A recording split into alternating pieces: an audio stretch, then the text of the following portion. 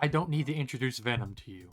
He is one of the most popular comic book characters ever, having appeared in numerous different adaptations and spin offs, one of which is Spider Man 3. Now, Spider Man 3 is widely considered to be the worst of the Raimi Spider Man trilogy, with one of the biggest complaints usually lobbed at the film is the fact that Venom is in it. So, in this video, I'm going to talk about this version of Venom, what I liked about it, and what I disliked about it. This video is just like my opinion, man. So I'll probably have a hot take or two, I don't know. Alright, with that said, let's get started. But before we can get into Venom, we have to start with the black suit that Spider-Man wears in the movie. So while Peter and Mary Jane are chilling on a web outside, a meteor crashes right behind them. This meteor just so happens to have the symbiote on it, and it hitches a ride on Peter's bike. And it ends up hanging around Peter's apartment until it finally decides to bond to him. So do you remember when I said I probably had a hot take like 10 seconds ago? Well, here's one that could be considered a hot take probably, and that is that I think the black suit is done well in the movie. So let's start with the design, which is very mixed among fans. I like it, and I don't care that it's not comic accurate. It looks cool, and I think that it does a good job at physically representing that Peter has become a darker and angrier Spider-Man than it could if it had the white contrasting with the black. And looking at the early designs for the suit, yeah, I'm glad we got this one. Now, I don't think that the classic black suit looks bad. I mean, just look at this. This is cool as hell, and I would be straight up lying if I said it was a bad design, or even if I said that I disliked it. But I honestly just prefer the movie version.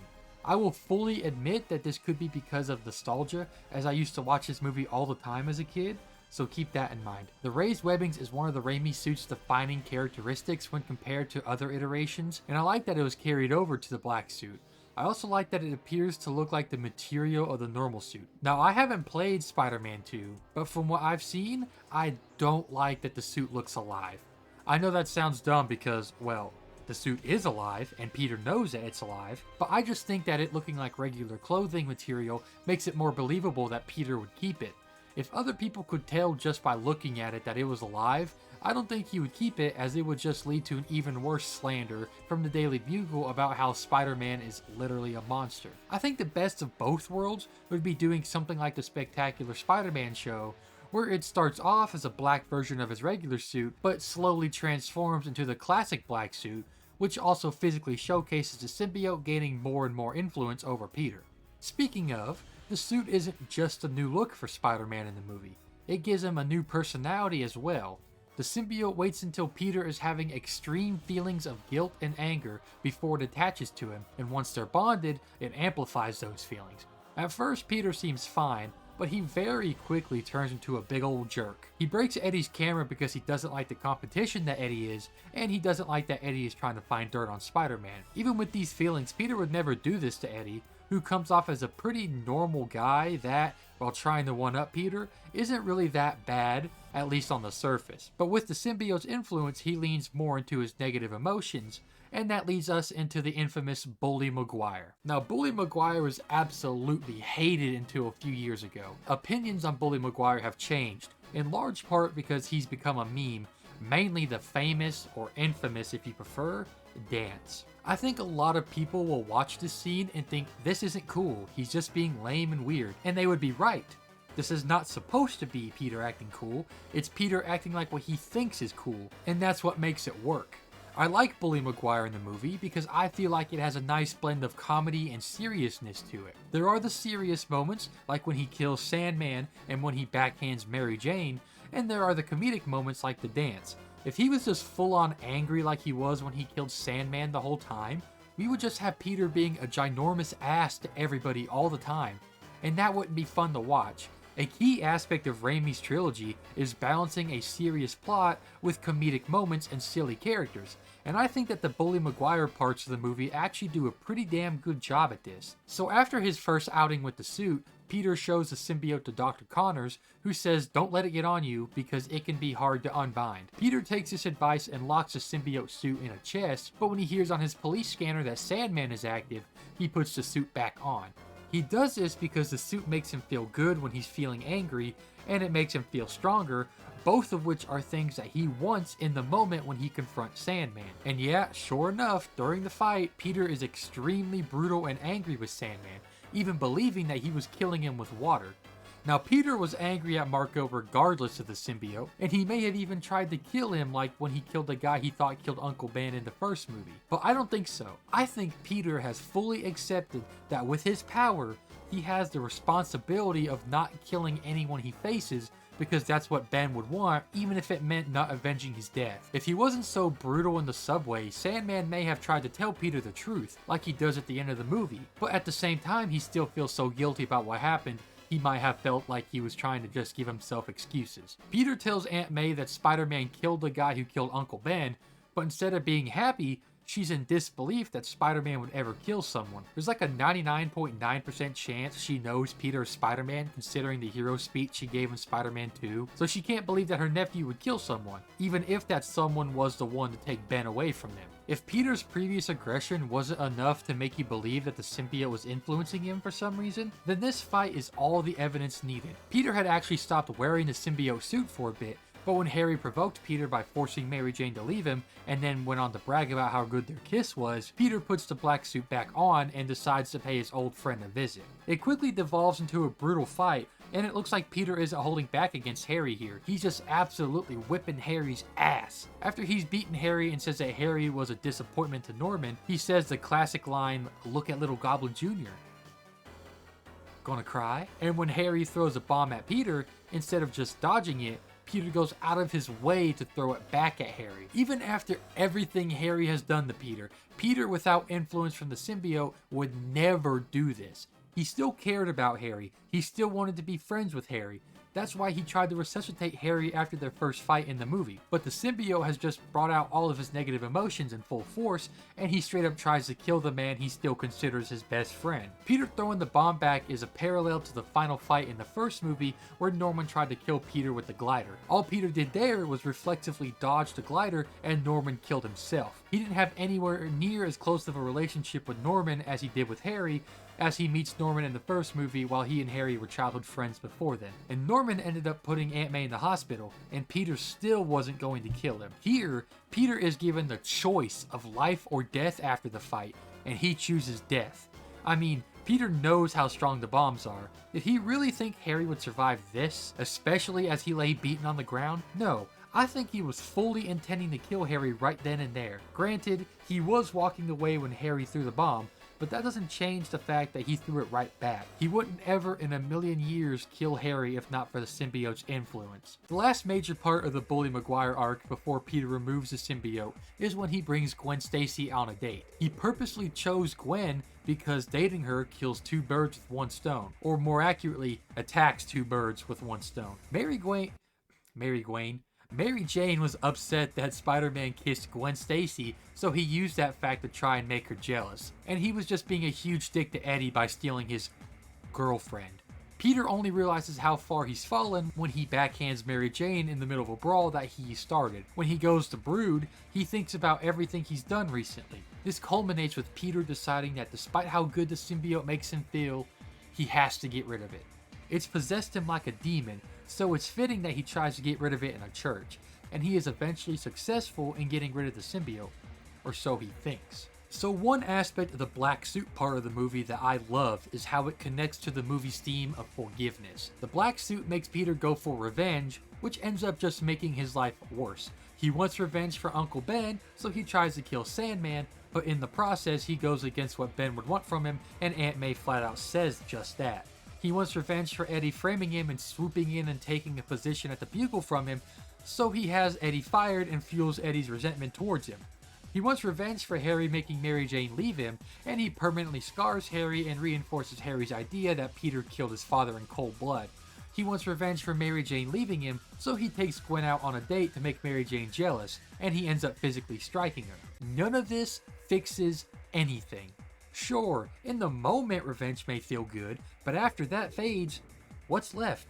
Peter has almost destroyed his life through revenge, and he fixes it through forgiveness. He forgives Harry for what he's done. He forgives Mary Jane for leaving him. He ends up forgiving Sandman, and most importantly, he forgives himself. Peter accepts all the wrong he's done throughout the movie. He takes responsibility and he forgives himself. The black suit is a physical representation of Peter's lust for revenge, and Peter tearing the symbiote away from himself is Peter tearing away his desire for revenge. Now it's time for the main star of the video, the one, the only, Eddie Brock. So Eddie here is a mirror of Peter. He normally acts how Peter acts when influenced by the symbiote. He's super lame and a bit of a jerk, but all around he doesn't come off as too bad at first. He's in love with Gwen in almost the exact same way Peter was in love with Mary Jane in the first two movies, but where it differs is that while Mary Jane reciprocates, Gwen does not. Eddie tells Gwen's dad that they're dating, and he tells Jameson that he wants to marry her, but Gwen states that their amazing date was just coffee, and she goes on a date with Peter, so she clearly wasn't actually dating Eddie like he said. The scene where Gwen says that is actually a parallel to the museum scene in the first movie where Peter is taking pictures of Mary Jane as well. So, present fact here. While editing this part of the video, I noticed that this scene is actually a mirror of the scene of Peter taking pictures of Mary Jane that happens literally right after this. I have no idea how I made the connection to the first movie and not the scene that happens right after. Eddie even manages to land a job at the Daily Bugle taking pictures of Spider-Man just like Peter. This is what begins Eddie's downfall. After Spider-Man destroyed Eddie's camera, Eddie was, in my opinion, rightfully pissed. But after that, he faked a photo of Spider-Man committing a crime. Peter called Eddie out on this despite Eddie begging him not to, and this leads to Eddie being fired and presumably blacklisted from any photography work. He starts to hate Peter, who he already didn't really like. And after this, he sees Peter taking Gwen out on a date, which is the final straw for Eddie. This is another parallel to Peter, as at the start of the first movie, Mary Jane was dating his bully Flash, who Peter didn't like. And the church scene, in which Peter gets rid of the symbiote and it bonds to Eddie, showcases another parallel between the two. Peter is at the top of the tower, accepting the responsibility of everything he's done and getting rid of the symbiote, while Eddie is at the bottom, projecting all of his problems and faults onto Peter. Peter is making a change for the better in his life, while Eddie is headed into a downward spiral and literally wishing for God to kill Peter. And just as Peter gets rid of the symbiote, Eddie bonds to it and very quickly becomes addicted to the new power that he's obtained. I actually think Eddie was pretty good in the movie. Now I know in the comics Eddie is a huge dude, but I like that he's physically the same as Peter in the movie. It just ties further into the whole Eddie is a reflection of Peter thing, which is another thing I like. Green Goblin and Norman were a reflection of with great power comes great responsibility that Peter accepts and Norman rejects in the first movie, and Doc Ock was a reflection of Peter's self-sacrifice in the second movie, in which Peter sacrifices his own needs for others, while Otto sacrifices others for his own wants. Or I guess his tentacles technically do that, but you get what I mean. Eddie doesn't just reflect an aspect of Peter, he reflects Peter as a whole. While Peter has a symbiote, the two are basically the same guy, with the exception of Peter having superpowers. They're both lame and overconfident while thinking they're cool, and they both completely lack any sense of self-awareness. The key difference is that Peter eventually realizes this, accepts the responsibility of his mistakes, and he exorcises the demon both figuratively and literally with the symbiote, while Eddie embraces the demon. I really do think that Eddie was done pretty well in the movie, and I just don't agree that Eddie was the worst part of it. And I mean, come on, it's so fucking funny that Eddie literally prayed to the almighty Lord and Savior himself to kill Peter because Peter exposed his lie and cucked him. It's actually peak fiction. So now we're finally going to talk about Venom. Now that Venom is here, he teams up with Sandman and kidnaps Mary Jane. He uses Mary Jane as bait for Peter, and when Sandman arrives, they both beat the shit out of him until Harry saves him. We get a cool little horror sequence and Venom kills Harry. Eddie is just so drunk on power at this point that when Peter throws a bomb to get rid of the symbiote once and for all, Eddie jumps in after it. That's it. There's not much to say about Venom because he's really only present for the final fight. Now the final fight is good, but what the hell? So Venom, not counting Eddie Brock, has a total screen time of 7 minutes and 28 seconds. And that's being extremely generous. That's counting things like this news report that has a still image of him, the symbiote bonding to Eddie, and some time where he's not actually on screen or he's just in the background. I'll start with what I like about Venom. I like his design, kinda. I stated with the black suit earlier that I don't care that it's not comic accurate, and with Venom it's the same, for the most part. Venom's design in this works if you lean into the horror aspects of the symbiote. He's lean and makes high-pitched shrieks and snarls. The little horror sequence where we just see Peter looking around and being unable to sense Venom, while Venom is just moving in the shadows and making creepy noises, is so good. But that's all we get of that. Since Venom has such little time in the movie, we don't get to see anything else. Sure, there's the rest of the fight, and that's cool and all, but I would absolutely kill for a scene where Venom tracks Peter to his home just to freak him out. Not even attack him, just to freak him out. But this Venom design has one massive flaw. He keeps peeling his fucking face back. Like, guys, I get it. I know Topher Grace is in the movie, alright? We've seen him in the other scenes before this. We don't need to see his face every 3 seconds. You know how I just said that Venom is in the movie for 7 minutes and 28 seconds, if we're being generous? Well, if we're being even more generous, we can say that Venom without his face peeled back is in the movie for 4 minutes and 15 seconds. That's bad. That's not good at all. And Venom's voice, oh my god, why is it just Eddie's voice with no change? So you're telling me Venom makes all these eerie sounds, but talks normally? Why? I know the symbiote is basically a mindless suit in this compared to what it is in other media, but even then, I want the Venom creepiness factor turned up. It's like his voice wasn't altered and he always peels his face back because they were too afraid of Venom scaring the kids watching or something. If we got the hospital scene in Spider-Man 2, surely Venom could have had a bit more creepiness to him. I'm not saying I want a slasher movie with Venom or anything like that, but come on, man. So that started as a positive, but that really didn't last long, did it? And that's because there really isn't much to say in general about Venom in this movie. He simply isn't in the movie long enough. Maybe if Venom and Eddie were main focuses of the movie rather than afterthoughts, this version of Venom would have been fine. But as it stands, while I like Eddie, Venom left a lot to be desired. But let's get back to the positives. Venom is Eddie doing the opposite of Peter. Peter rejects the desire for revenge and instead opts for forgiveness, while Eddie fully embraces going for revenge. Eddie doesn't ever even consider that forgiveness is an option, and he dies as the symbiote and his desire for revenge consume him. So real quick, what would I change about Venom in this movie? Well, I already stated that I'd ramp up the horror aspects and make him keep his face covered for more than half a second. But honestly, I'd remove Venom from the movie. I'm not saying I'd remove the black suit and Eddie from the movie. I'd keep them. I like those. I would keep Eddie in the movie to set up Venom as the main antagonist of Spider-Man 4, with Eddie's appearance in 3 being the start of his downfall and Venom in 4 being the culmination of it. I'd like to have Venom not even trying to kill Peter, just trying to make his life miserable. I'd have Venom continue to just be super petty like he is in 3, but even more so. Have him just fuck around and mess with Peter the whole time. He could be a psychological threat as well as a physical one instead of just there like he is in 3. So that's all I have for this video. I thought about talking about Venom in the black suit from earlier versions of the movie, or maybe comparing them to the comic counterparts, but I decided against it as I wanted to keep this video as simple as possible. So thanks for watching, and I know Venom's webs are black, but that would have blended into the background way too much, plus the white web provides a contrast between my avatar and the background.